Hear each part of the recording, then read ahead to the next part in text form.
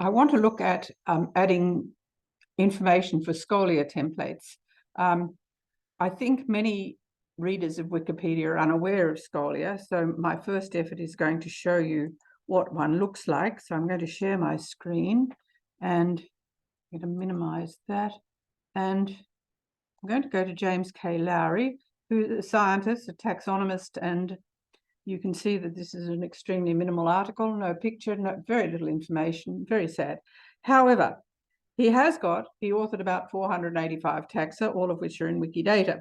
Now, the bit we're looking at is this publications here, and this green bit like this is a Scholia template. So we're going to click on it just to see what it looks like. And what it's about is it's all the articles authored by James K. Lowry that are in Wikidata. Now, given that I've put up 485 taxa with him as author name, I've got a fair few of his original publications, but probably not all of them. Now, you can see these appear in date order, so that's quite nice. And we've got 134. I rather doubt that's anything like the number of papers he authored, but putting them up can be tedious. You've got this nice little graph about when he's most prolific, but of course that doesn't necessarily mean anything. The graph is only as good as our data, and I doubt if we've got all of his books, all of his articles. We have topics by works, matrix, which gives you some idea of the variety of ways in which he published. Venue statistics show the journals in which he published. And so Zootaxa is a big one, Records of the Australian Museum, Journal of Natural something, Journal of Crustacea, Crustaceana, and so on. So that starts to give you some idea of his area that he worked in. And if you were to see a Journal of Asthma in there, or cardiac something or other, or pathology, whatever, you might start to worry about what's been linked to his name. However, and so it's a good way of checking whether people have actually disambiguated correctly. So we've got various bits and pieces here, not most of them. The co-author graph is interesting because it shows alliances and groups of people that people work with, and so it's quite interesting. If we pull that down, we might see some of his other authors. So he's the star, and single authorship with other people.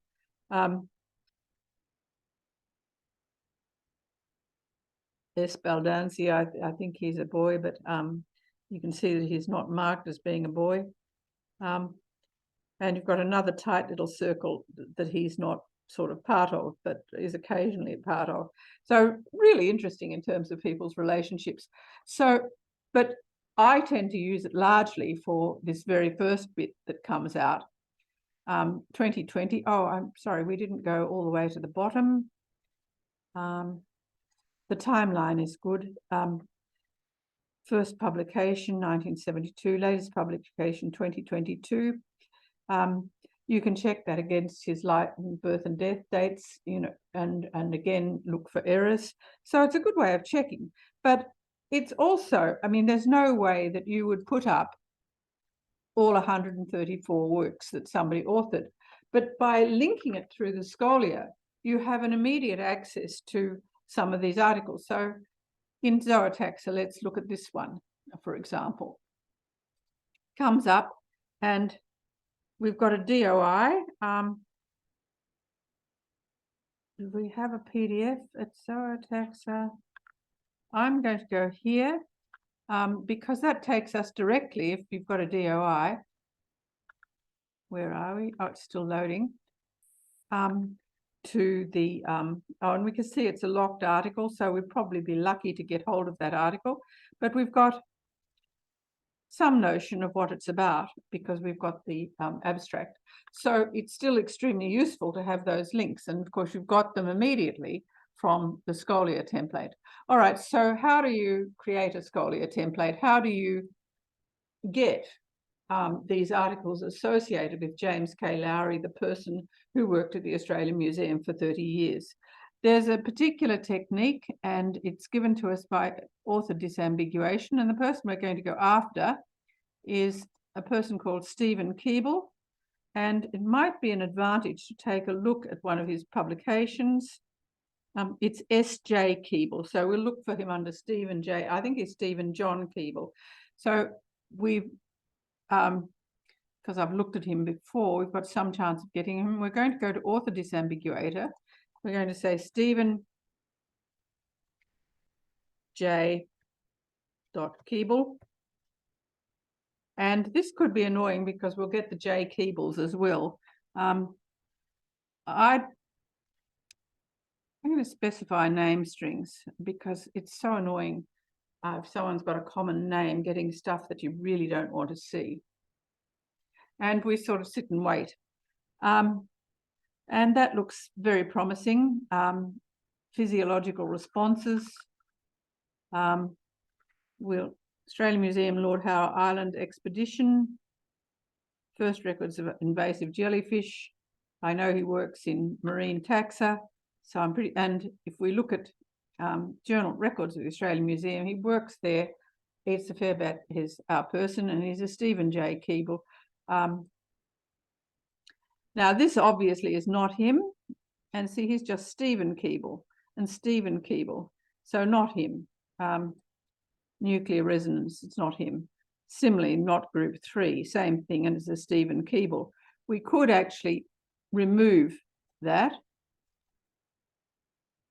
and put in S.J. Keeble and see if we score any more. Oops, helps if you can spell. And we're going to put in S.J. Keeble and see what we get. I'm now going to look for the author again. See whether we get anything more. So usually you uncheck these first mob, but they're grouped by main subject or something like that, and you can see they're all related. We don't have a publication for this, so the Wikidata is incomplete, but that's fine. S.J. Keeble, that'll be him. He works in Isopoda. New genera, S.J. Keeble, Cirillana, he works on Cirillana. Aetalana, same deal, it's him. And all I do here is match. And I'm going to do these as quick statements. So I'll go to I'll set to quick statements. And there they are generated. And what we're doing here is we're adding it as an author. So author, and we're removing the statement that says he's an author name string. So we're associating an author name string, which is just Stephen J. Keeble or whatever it was, with an author, with a Wikidata author who is Stephen J. Keeble, because he has a Wikidata item. So I'm going to run those, and I could look at how we're going with this. And in fact, it's probably worthwhile to. I often put this in my sandbox, and it can be useful when you're trying to work out papers and the order in which papers were published. So let's take a look. Has that all gone up safely? There's only 29 statements. And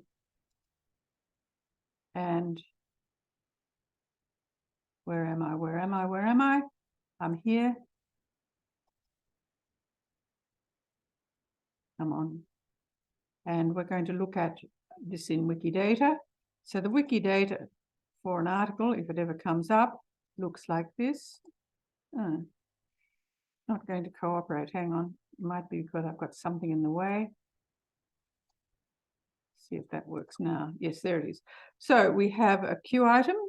It's Q item Q11387147, and article published in 2022. We've got some subjects. And we've still got some people that haven't been disambiguated, Clary Rowe and Will F. Figuera, but these two have both been disambiguated, so that's promising. Other properties was published September 22. That was the journal it was published in. That's the volume. They're the pages. That looks a bit dodgy. If I can go to the DOI, that might resolve that. Just the fact that it's there doesn't mean it's correct. We all make mistakes. And one of the great strengths, of course, of Wikidata and Wikipedia is that you have so many people editing and fiddle-farting around that. Now let's see what it says about pages. Oh, that's what it says. So it's 151765. So that's fine. We could turn these into italics, but I'm not going to bother for the moment because nobody's using it or used it. What I'm going to do is I'm going to take a look at what, I'll leave it at that. And I'm going to go to his museum site and look to see whether these are already in Wikidata. Because after all, these are the ones that he's put up. Queensland, Australia. And what I typically do here is I search for them in, let's remove a few things up the top. I search for them in Google Scholar. What I'm looking for in particular is a DOI. So I search on the article name, and that should give me a DOI. It's published in the Journal of Natural History. Perhaps not, we'll see. If it gives me a DOI, it's really, really easy to enter or to see whether it's already been entered. And the trick is to just grab the DOI, and I go to my user page, and it's again one of these pieces of stuff that I've squirreled away. And this is the website that we're going to use, SourceMD, and it's SourceMD Toolforge. Copy it from my page or remember it from this talk. And we paste this in, just the DOI, and we check it. Now, this is the safest way of checking whether something's already there. It's already there, so it's probably been disambiguated. It may not have been. We can check whether it's been disambiguated. Structure of marine invertebrate scavenging. Boom, boom. We've still only got him as a name string there. He's not been disambiguated. We didn't manage to find him for whatever reason. So we could do that directly if we wanted to now, or we could do another disambiguation. I'm going to do it directly. It's S.J. Keeble. So I'm going to author and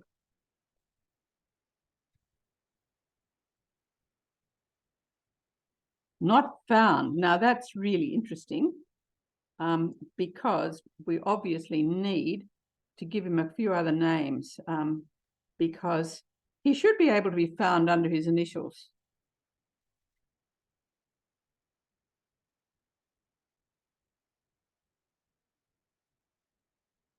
Oh, come on. Oh, it's because of the full stop, Margaret. Get rid of that, and I'll find him. Stephen J. Keeble, Australian carcinologist. Oops. And I'm going to add a qualifier. Where's he come in the authorship list? Oh, he's the only author. That's good. Series Ordinal 1, he's the first author and only author. And his object named as S.J. Keeble. See how nice author disambiguator is for us.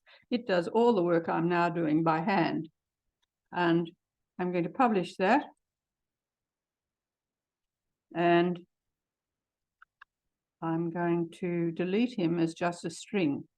And I also probably should keep the reference in, but I can't be bothered. I'm going to just remove it very naughtily. So now I no longer have a reference, which is very naughty. And I'm going to go to our friend Stephen J. Keeble in Wikidata, and I'm going to modify his thing. Oh, it's got a blank in there. I'm going to give an extra one here and enter an alias S.J. Keeble. And you can see how fussy matching can be from time to time. It's really searching on names can be really hard. Putting in a whole series of alternatives is really helpful, because it is the case when something is cited that you just get S.J. Keeble, even if the paper actually says Stephen J. Keeble. So we're going to publish that. And we'll go back to Stephen and we'll take a look at the next one, and we'll stop there. A redescription of the species. It's in crustacean research. One of the nice things about all of this is that putting up articles and disambiguating are all separate tasks, and people do this or do that, and so you have a lot of things happening in the background that you don't have to worry about, which is sort of nice. Now again, we're going to look for it in it would help if I didn't have this. Just minimize that, Margaret. Try and get to the edge of this rotten thing. Oh, I can type it in up the top. That'll do. I'll just grab all of that and do a Control-V and hunt for a new paper. We've actually got a PDF for this one. So when we find this one, we'll put in the PDF if it's not already there. So it's coming up here. Oh, it's in Tatalana. Ha ha ha. Very good. Oh, look at that. Okay. Now what we're after again is a DOI. This is looks like a fairly esoteric journal. I suspect it may not be there. If it is there, well and good. If not, not. I'm going to go to SourceMD. I have to go back to where I put it in, and this is, and let's see whether it exists. No, we have to create it. So we're going to open it in Quick Statements. And we're going to run it. I'm not going to bother about the background, which is good. And we're going to go there. And one of the things we are going to do, and it's something I really like doing with taxonomy, I want to get to the original paper. And I spend a lot of time trying to do that. So we're going to go there, and we're going to go back to our, and we saw that it was available as a PDF.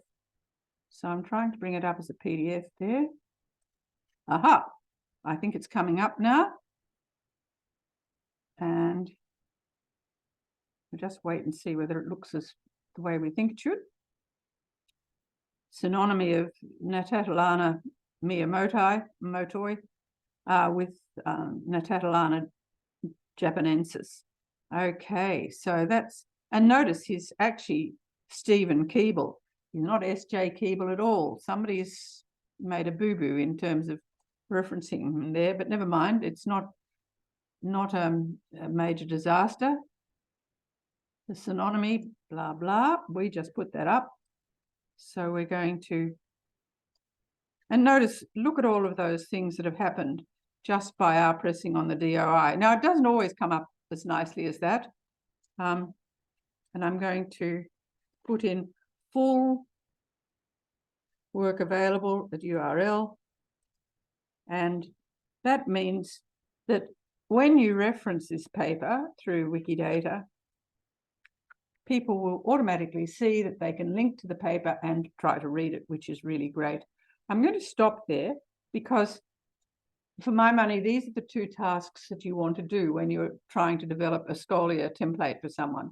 You need to disambiguate the person because you want them to come up in date order and see the co-authors and the first publications and so on. And you want to be able to have some sense of whether you've got within CUI of the right number of papers. So I think, I'm not sure when Stephen graduated from university, but I suspect we haven't got anywhere near the right number of papers for him. And I should really go work my way down through that profile and ensure that they're all up. Nonetheless, we've done something useful today, and I'm going to just go, where am I going to go? I'm going to cease talking, I hope. So I've published that. Let's minimize that so I can find me. I'm going to stop screen sharing and leave it at that. So thank you for that.